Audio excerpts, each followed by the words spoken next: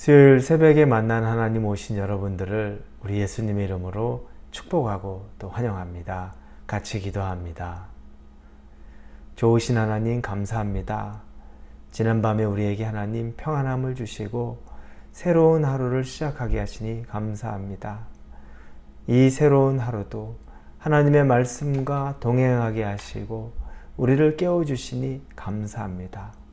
잠에서 깨어나듯이 우리의 육체가 깨어나듯이 우리의 영혼도 깨어나서 하나님과 풍성한 시간으로 오늘 하루를 시작하게 하시고 오늘 하루를 마무리하는 시간에도 이 말씀의 여운이 우리 안에 가득 남게 하여 주옵소서. 예수님의 이름으로 기도합니다. 아멘. 오늘 우리에게 주시는 말씀은 히브리서 11장 31절의 말씀입니다. 히브리서 11장 31절입니다. 우리 찾으셨으면 히브리서 11장 31절 말씀 같이 보겠습니다. 믿음으로 기생 라합은 정탐꾼을 평안히 영접하였으므로 순종하지 아니한 자와 함께 멸망하지 아니하였도다. 아멘. 하나님을 믿고 나서 인생이 많이 바뀌었죠. 제 인생도 그렇습니다. 예수님을 믿기 전, 또 특별히 성령을 경험하기 전과 그 후의 인생은 말로 설명할 수 없을 정도입니다. 첫째로는 제 신분이 완전히 변화되었습니다. 이제 예수님의 자녀가 된 거죠. 둘째로는 그러면서 영생의 선물을 받았습니다. 지금 당장 죽더라도 저는 하나님 나라에 영원히 거할 수 있는 그 자격을 얻게 된 겁니다. 그리고 세 번째로는 제 삶에 큰 변화가 생겼습니다.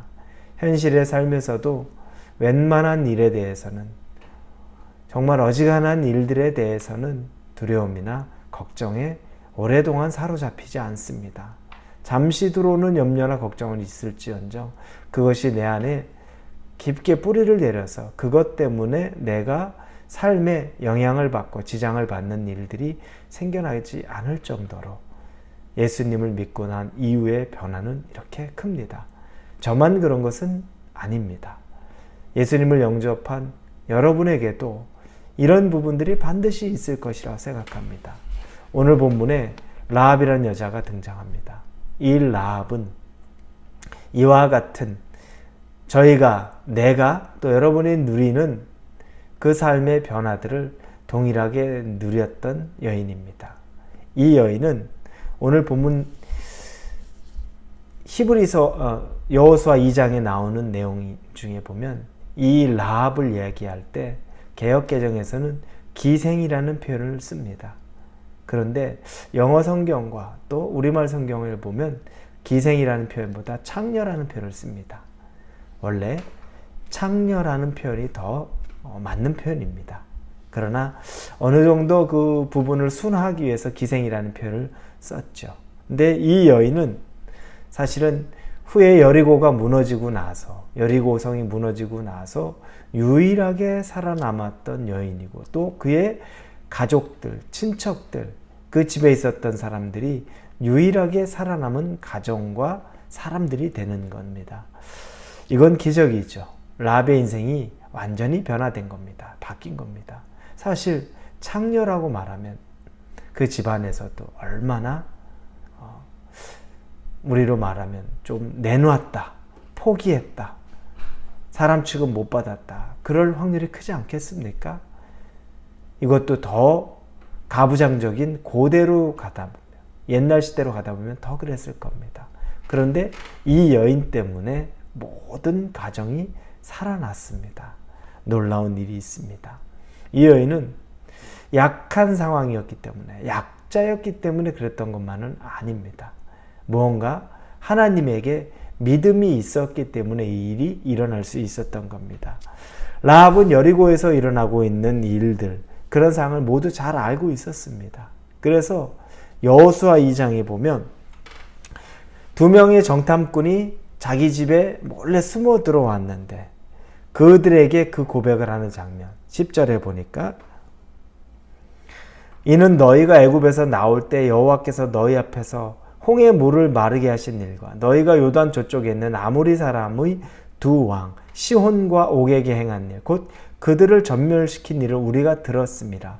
이건 라합만이 아니라 여리고 사람이야 모두가 들었고 알고 있는 내용입니다. 그들 이스라엘 사람들이 출애굽해서 행했던 일들, 좀 두려운 일들을 모두가 다 알고 있는 것이죠. 소문이 다 났습니다.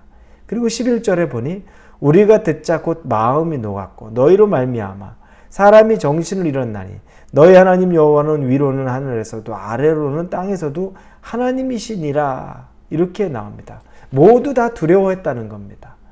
떨고 있었다는 겁니다. 동일합니다. 라합도 그렇고 여리고 있는 모든 사람들도 이스라엘이 어떤 나라였고 지금 어떤 힘을 갖고 있는지도 알고 하나님이 그들을 도와준다는 것도 알고 있습니다. 여기까지는 라합이나 여리고 사람이 동일합니다. 그러나 그 차이가 나오는 것은 9절입니다. 여호수아 2장 9절에 말하되 여호와께서 이 땅을 너에게 주신 줄을 내가 아노라. 우리가 너희를 심히 두려워하고 이 땅 주민들이 다 너희 앞에 간담이 녹나니 그 중에서 여호와께서 이 땅을 너희에게 주신 줄을 내가 아노라.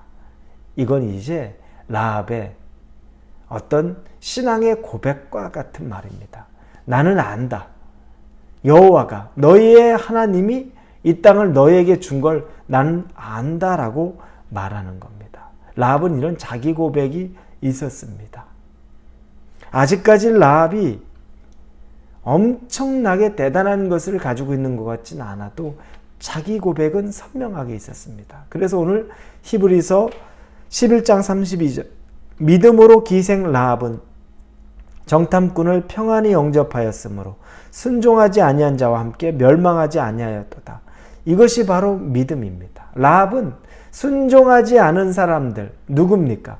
하나님이 누군 줄도 알고 이스라엘 백성과 함께하는 분인 줄도 아는데 그 하나님 앞에 엎드린 자는 없었다는 겁니다. 이게 바로 순종, 믿음으로 순종한 사람과 그렇지 않은 사람의 구별점이 되는 겁니다. 라합은 달랐던 거죠. 이스라엘의 하나님을 자기의 하나님으로 받아들이기 시작하는 겁니다. 라합의 인생이 달라지는 시점이 바로 여기서부터입니다. 이스라엘의 하나님이 나의 하나님이 될 것처럼 그것이 되는 것을 믿음으로 고백하고 그래서 정탐꾼을 살려주기 시작한 거죠. 여러분, 이게 왜 믿음의 영역이냐면 라합은 자기의 믿음의 고백을 삶으로 하기 시작합니다. 여호수아 2장 2절에서 3절에 보니 어떤 사람이 여리고 왕에게 말하여 이르되 보소서 이 밤에 이스라엘 자손 중 몇 사람이 이 땅을 정탐하러 이리로 들어왔나이다.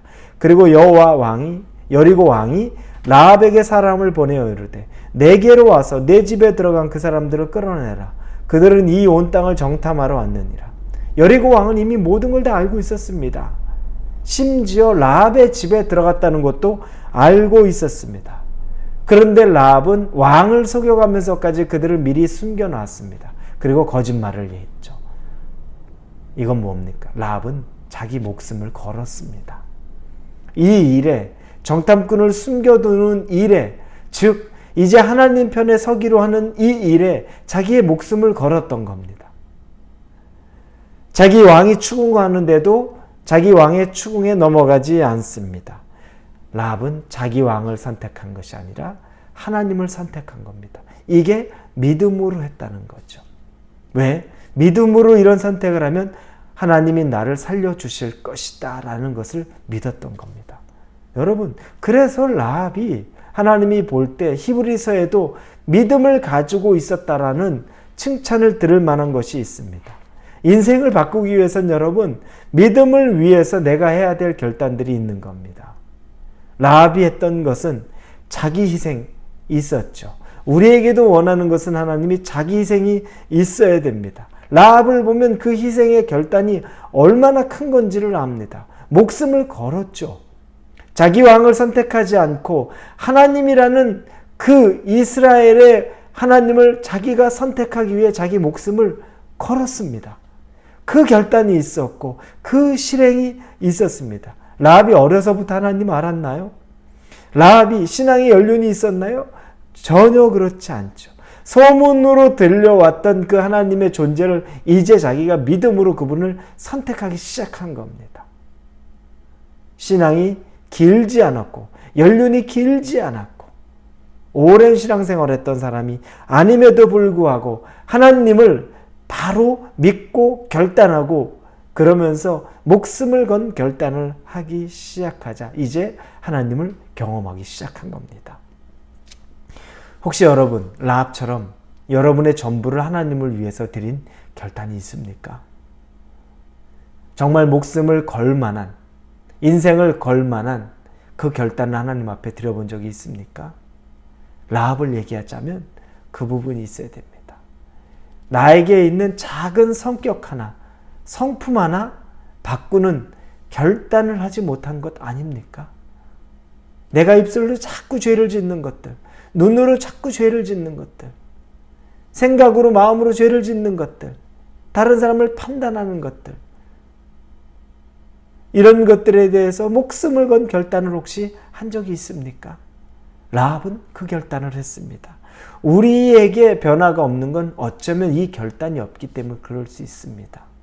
귀로는 들었고 이미 하나님이 누군지는 아는데 목숨을 건 결단을 하나님 앞에 우리가 하지 못했기 때문에 우리의 삶에 변화가 없는지를 모릅니다. 여러분 오늘 하루 사시면서 그 삶 사시길 바랍니다. 그 결단의 가치는 라합의 가정이 구원을 받았고 그것에서 끝난 것이 아닙니다. 마태복음 1장 1절에 보면 예수님의 족보가 나오죠. 1장 4절에서 6절을 보면 람은 아미나답을 낳고 아미나답은 나손을 낳고 나손은 살몬을 낳고 살몬은 라합에게서 보아스를 낳고 보아스는 롯에게서 오벳을 낳고 오벳은 이새를 낳고 이새는 다윗 왕을 낳으니라. 다윗의 고조 할머니가 바로 라합입니다. 그리고 다윗을 지나 예수 그리스도 결국에 라합의 피가 있는 겁니다. 창녀 라고 말하던 그 여인의 믿음이 결국에 믿음의 조상의 어미가 된 겁니다. 놀랍지 않습니까? 여러분 믿음의 결단 하나님을 선택하고 죽기를 각오한 믿음의 결단이 있으면 이 일이 가능하다는 겁니다. 오늘 여러분의 삶에 이 결단이 있기를 예수님 이름으로 축원합니다. 기도합니다. 하나님 보잘것없는 창녀라고 말하는 라합을 통해서 하신 엄청난 일들에 우리가 도전을 받습니다. 오늘 나도 목숨을 건 믿음의 결단을 하나님 앞에 합니다. 변화될 줄로 믿습니다. 예수님의 이름으로 기도합니다. 아멘.